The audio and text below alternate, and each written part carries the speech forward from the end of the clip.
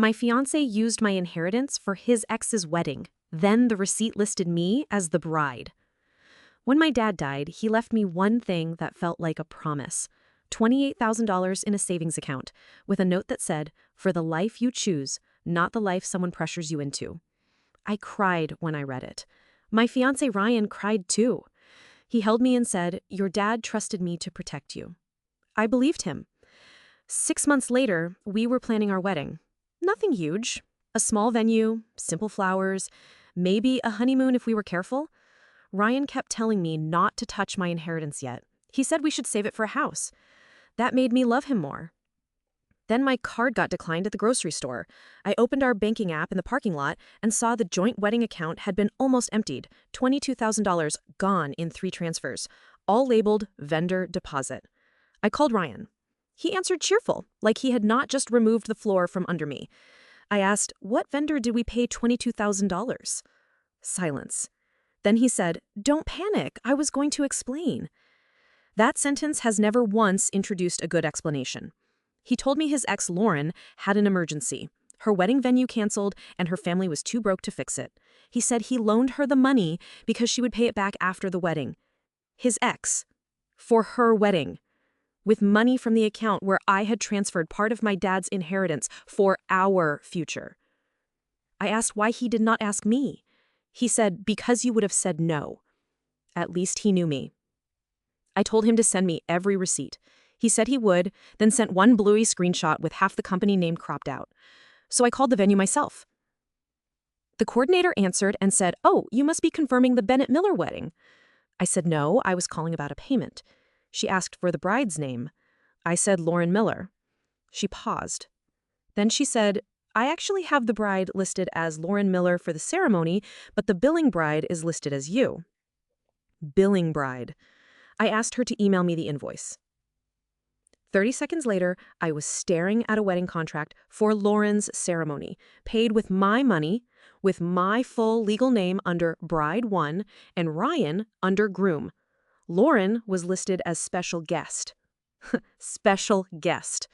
The flowers, the photographer, the champagne wall, the string quartet, the honeymoon suite, all paid under my name and Ryan's. Then I saw the note at the bottom. Client request all signage use Lauren and Ryan until final update. Lauren and Ryan. Not Lauren and her fiancé. Ryan. My fiancé. My hands started shaking so badly I dropped my phone between the seats. I called the venue back and asked who the groom was for the actual wedding. The coordinator said, "Ryan Bennett." I laughed once because my body did not know what else to do. Ryan was not loaning money to his ex. Ryan was marrying her, using my inheritance, using my name as the billing bride, using my father's final gift to pay for the wedding he was having with someone else. I did not call him again. I went home, opened his laptop, and found what he had forgotten to log out of. The group chat was called After the Dust Settles. Lauren wrote, "Once the wedding is done, she can't do anything without looking insane." Ryan replied, "She is sentimental about her dad's money. She will freeze before she fights." Freeze. He thought grief made me weak. Then his mother wrote, "Just don't let her find the hotel block. People will ask questions." His mother knew. His best man knew. Lauren's whole bridal party knew. Everyone was betting that I would be too embarrassed to expose them. So I made a folder.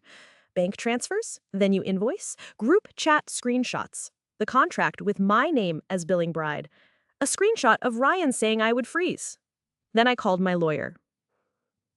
By the next morning, the venue was still expecting me because technically, on paper, I was the client.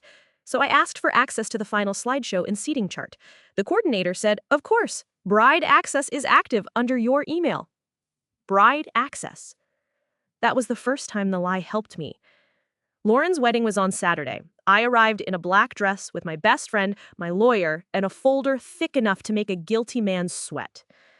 The ceremony space was beautiful. White roses everywhere. A sign at the entrance said, "Welcome to Lauren and Ryan's forever." Forever. Paid for by a dead man's daughter. Ryan saw me before the ceremony and went pale. He whispered, "Please don't do this here." I said, "You picked the venue."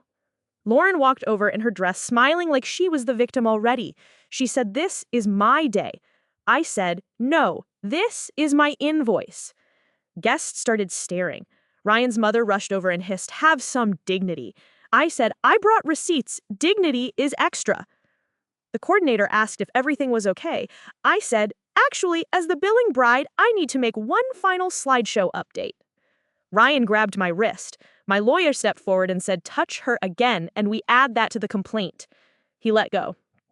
The screen turned on. The first slide was the venue invoice. Bride 1, my name. Groom, Ryan Bennett. Special guest, Lauren Miller. The room went silent. The second slide was my dad's inheritance transfer into the wedding account. The third was the withdrawal for Lauren's venue. The fourth was Ryan's message, "She is sentimental about her dad's money. She will freeze before she fights." Someone in the back said, "Oh my God." Lauren started crying, but not because she was sorry, because the room was finally looking at her without the lighting she chose. Ryan said, "I was gonna pay it back." I said, "With what? The honeymoon suite?" Then came the peak. The coordinator, who had been watching all of this with her jaw clenched, walked to the microphone and said, "For legal clarity, this event was booked under the paying client's name. If that client disputes authorization, we cannot proceed until ownership is resolved." Lauren screamed, "You can't cancel my wedding." The coordinator looked at me and asked, "Do you authorize this event to continue?" Every face turned to me. Ryan whispered, "Please." I thought about my father's note. "For the life you choose, not the life someone pressures you into." I said, "No." The room exploded. Vendors started packing, the string quartet stopped mid-song, the champagne wall was rolled away untouched. Lauren sat on the floor in her wedding dress, sobbing into flowers my dad paid for. Ryan's mother called me cruel. I said Cruel was inviting me to fund my own replacement. Then my lawyer handed Ryan a demand letter for fraud, misappropriation, and recovery of stolen funds. I walked out before the cake could be cut. The final twist came 2 days later. Lauren messaged me from a fake account. She said Ryan told her my dad had approved the money before he died. Approved? My dead father?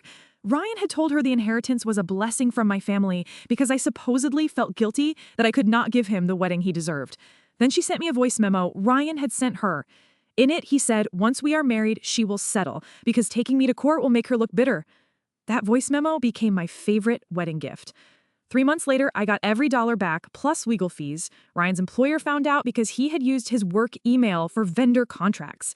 Lauren's family refused to pay for a second wedding. His mother mailed me a letter saying I ruined 2 families.